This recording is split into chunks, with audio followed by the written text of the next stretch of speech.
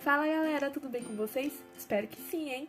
Eu me chamo Maria Júlia Queiroz e atualmente estou no primeiro semestre de Ciências Biológicas na Universidade Estadual de Santa Cruz e vou falar aqui um pouquinho sobre peixes elétricos. E aí, você já parou para pensar como é que um peixe pode ser elétrico?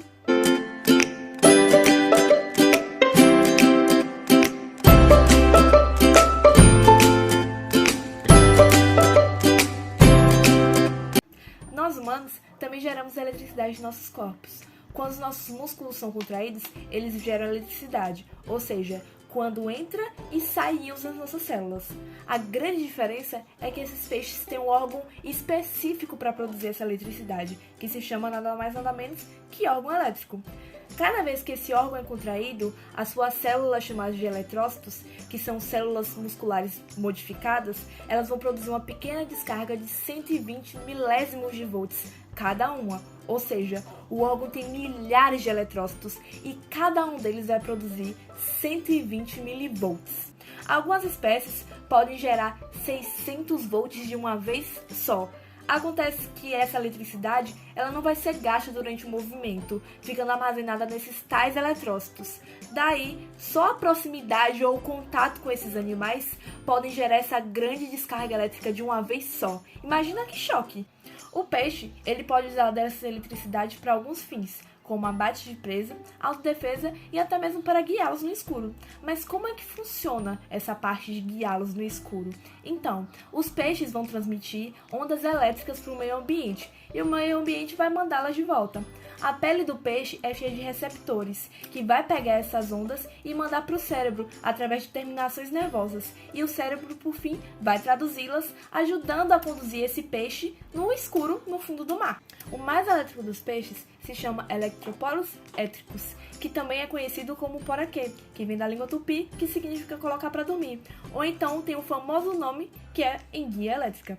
Para vocês terem noção, o seu órgão elétrico é tão grande que ocupa 4/5 do corpo do peixe, ou seja, ele é um grande órgão elétrico com cabeça. Ele pode matar animais grandes e até mesmo um ser humano, que vai fritar se segurar a cabeça e o rabo do animal ao mesmo tempo. As outras espécies de peixe elétrico produzem choques numa intensidade bem menor, incapaz de matar um ser humano. A descarga ela não vai afetar o próprio animal, já que seu campo elétrico fica ao redor do corpo do peixe, mas isso não significa que ele não possa levar um choque de outro peixe elétrico.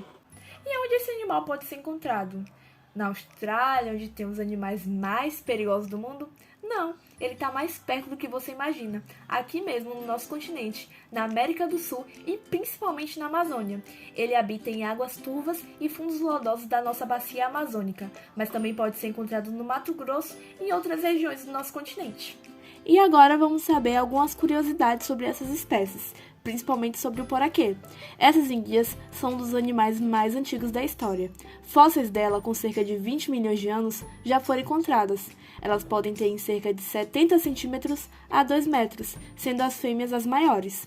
A pele dela é coberta por uma secreção mucosa para que ela possa deslizar melhor pela água e fugir de predadores. Existem no total cerca de 120 espécies de peixes elétricos distribuídos pela América do Sul, sendo eles de água doce e de água salgada. O poraquê são bichos carnívoros, dotados de dentes afiados e serrilhados, sendo muito vorazes e se alimentando de peixes menores e de espécies mortas e inclusive em estado de decomposição. Sendo assim, a enguia também promove a limpeza das águas onde habita. Essa espécie tem hábitos noturnos e se alimentam de outros peixes, utilizando das suas descargas elétricas para atordoar e paralisar o peixe menor e depois comê-las.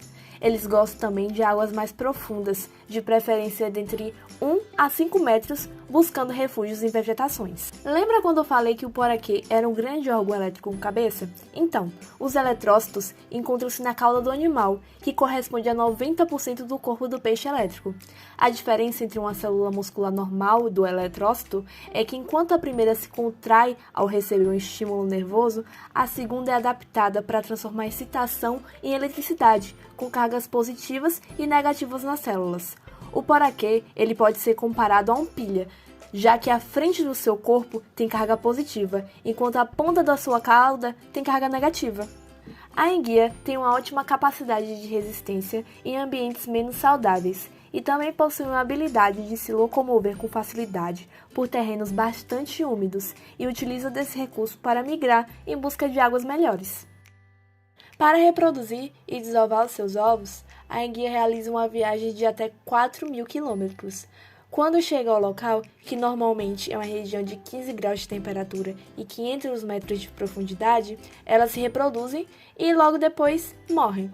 Os ovos, eles eclodem algumas semanas depois e se movimentam de acordo com a corrente marítima, onde os filhotes irão alcançar os canais do rio novamente. Mas não é um processo tão fácil quanto se imagina. Esses animais podem levar até 4 anos para chegar em sua casa. Ao nascerem, as enguias têm uma aparência lisa e transparente, mas depois de um período de crescimento, elas adotam um visual muito parecido com miniaturas de enguias adultas.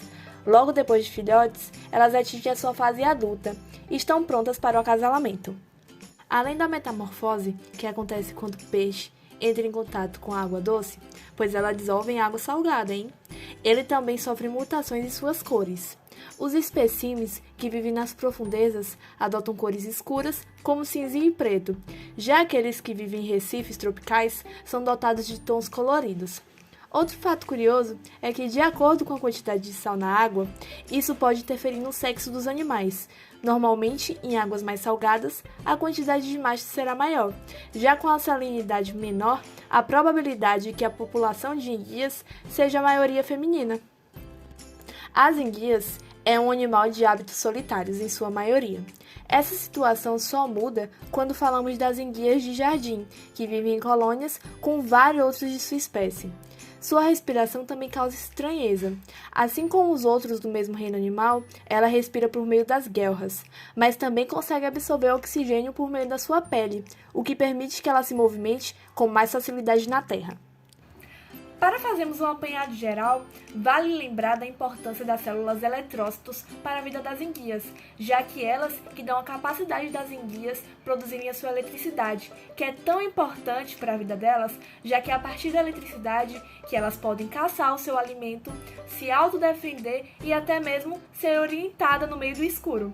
Vale ressaltar também a importância desses animais nos rios do nosso continente, já que as enguias se alimentam de animais mortos e até mesmo em estado de decomposição, promovendo assim a limpeza de seu habitat. E aí, você gostou do assunto? Espero que sim! Não esqueça então de deixar o seu like e compartilhar com seus amigos. Um beijo e até a próxima!